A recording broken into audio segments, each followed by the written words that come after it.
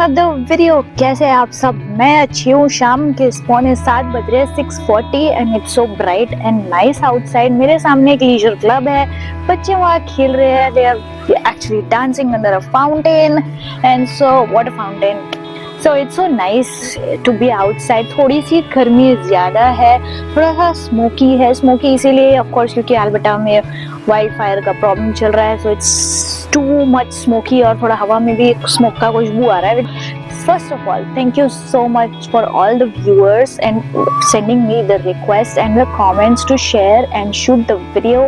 Actually, post the video based on the updated monthly expenses 2024 in Canada. So इसकी बहुत सारी request आई है, so इस बारे में आज बात करेंगे।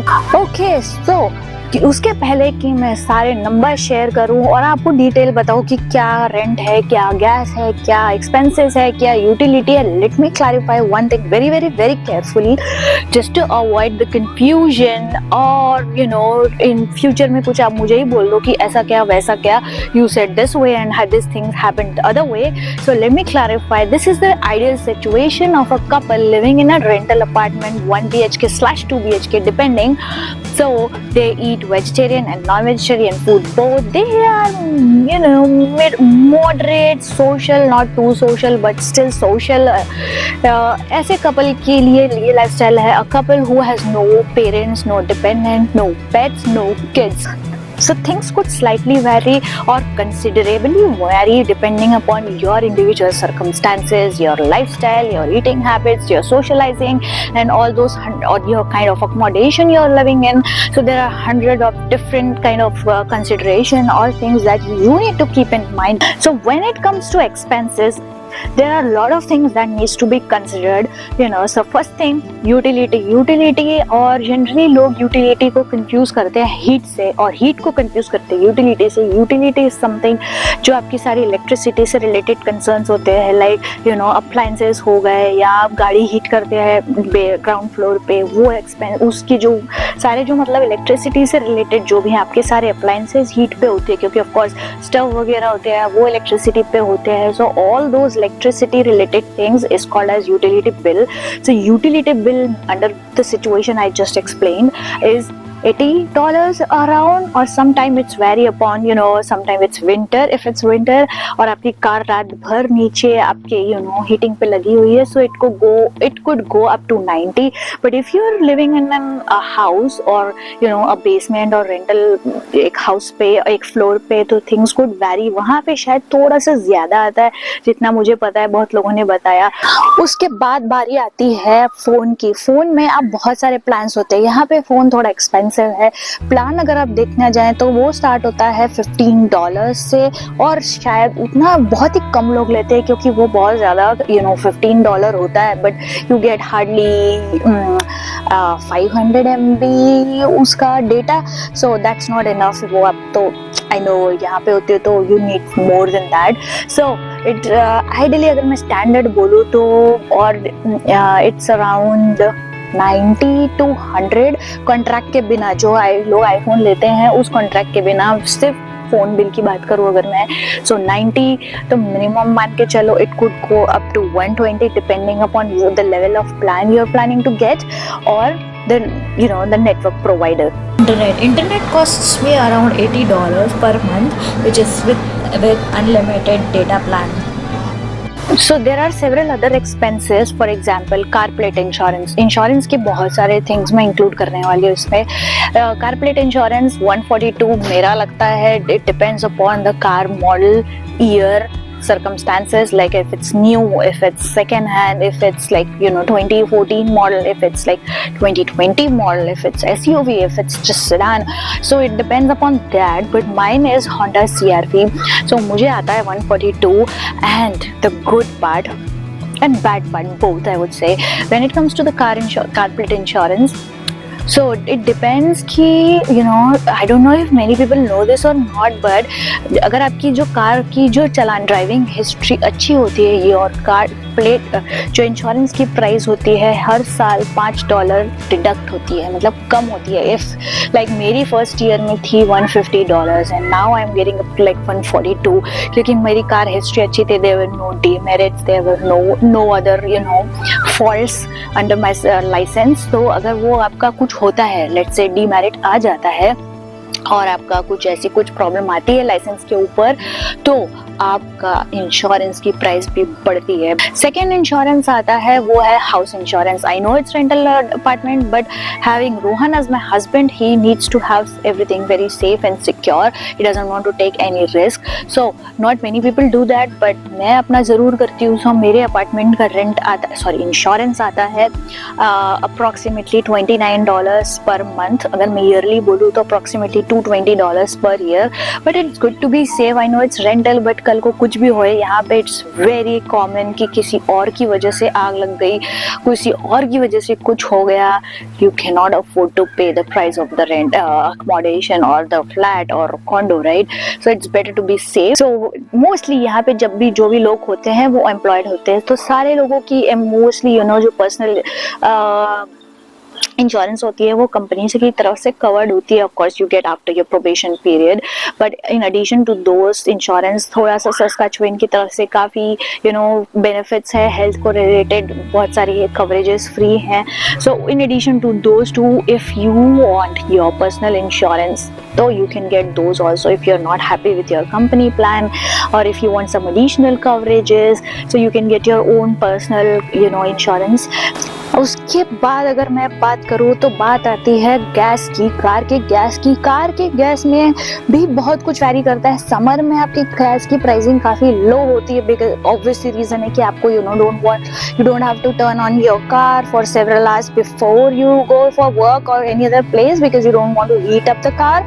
सो आप फटाफट गाड़ी लेते हैं और जाते हैं. There is no traffic jam और something like that, so it saves a lot of fuel. So मैं अगर कंसिडर करूँ मेरी ड्राइविंग के हिसाब से, जब मैं 2 जॉब पे जाती हूँ, रोहन 2 जॉब पे जाता है, but we share a common car, तो मैं उसको हमेशा पिक करती हूँ या ड्रॉप करती हूँ, या वो मुझे पिक करता है या ड्रॉप करता है. तो कंसीडरिंग 4 साइड्स, चारों की जॉब, दोनों की 2-2 जॉब्स पे जाने का कॉस्ट और सारा कुछ कम्यूटिंग की अगर मैं एक्सपेंसेस लगाऊँ तो मुझे एक्सपेंसेस अप्रॉक्सीमेटली पड़ता है 2 बार कार फ्यूल, मतलब फुल टैंक करो तो अप्रॉक्सीमेटली 120 के आसपास. It could go lower than that in summer and it could go higher in winter as well. So again वो कार की साइज पे डिपेंड करता है. if it's like truck, so it could go very higher than what I said, or it could go low if it's a sedan. When it comes to gas or those kind of stuff, so मैं एक बात बोलूँ कि कभी हमें एक public transport भी लेना पड़ता है. फिर there are certain times of the month when we have to go in a bus. जब एक कार लेके गया for whatever reason and he cannot or she cannot drop him or pick him for whatever reason, so we would consider transit is also an expense. So जब हम public transport लेते हैं, so I would consider अगर आप monthly pass ले लो and you मतलब monthly pass ले लो तो वो लगता है $85, उसमें अनलिमिटेड राइड्स होती है. But if you think that if you don't want to बहुत ज़्यादा आपका ट्रैवल करने का है, बहुत ज़्यादा कम्यूट करने का है, so you can get the mini package जिसमें कि $45 होते हैं, कुछ पर्टिकुलर नंबर ऑफ राइड्स होते हैं. And if that's you think that's enough for your monthly expenses, then you can get that one. So वो अराउंड 45 के आसपास होता है. उसके बाद आते हैं हमारी मोस्ट फेवरेट टॉपिक, वो है ग्रॉसरी भी फैमिली साइज पे डिपेंड करता है, लेकिन इन आइडियल सिचुएशन मेरी ग्रॉसरी की कॉस्टिंग आती है अप्रॉक्सीमेटली $400 to $500. डिपेंड करता है, कभी 400, कभी 420, कभी 520.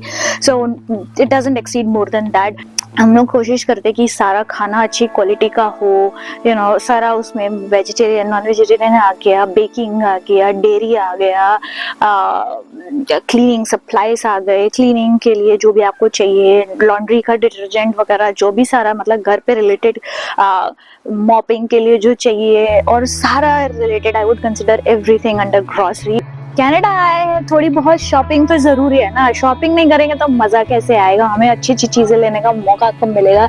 सो अगर मैं शॉपिंग की बात करूँ, so I would give $200 extra for shopping. You know, you never know, आज मुझे शायद कभी किचन अप्लायंसेस लेना है, आज मुझे शायद कपड़े लेने हैं, आज मुझे शायद लेट्स से एक पिलो लेना है, एक कुशन लेना है, एक बेडशीट लेना है, whatever. So I would add extra $200 for outside eating and gifting purposes and some miscellaneous expenses. I think I have covered most of the monthly expenses except the major chunk which goes to rental apartment. Rent यहाँ पे high है, ये एक fact unknown नहीं है. Almost everyone knows that rental apartments or whatever rental properties, accommodation here in Canada is not expensive, is very expensive. I know it's very expensive क्योंकि महीने का जितना खर्चा आपका ये सब छोटी छोटी चीज़ों में ज़्यादा है, उससे बहुत ज़्यादा रेंटल पे जाता है. So you have to be very very very careful at the time of selection of accommodation you are trying to pick for yourself. You know, so for the apartment I stay, I pay $1,250. It's a 2 BHK apartment. It's a duplex apartment, I know, but things could vary depending upon, let's say, if you're a student, you can have like just a room, not a rental apartment. Things could vary if it's just one room. Things could vary if it is a building with lots of amenities on the ground floor or whatever floor. Things could vary depending upon the location.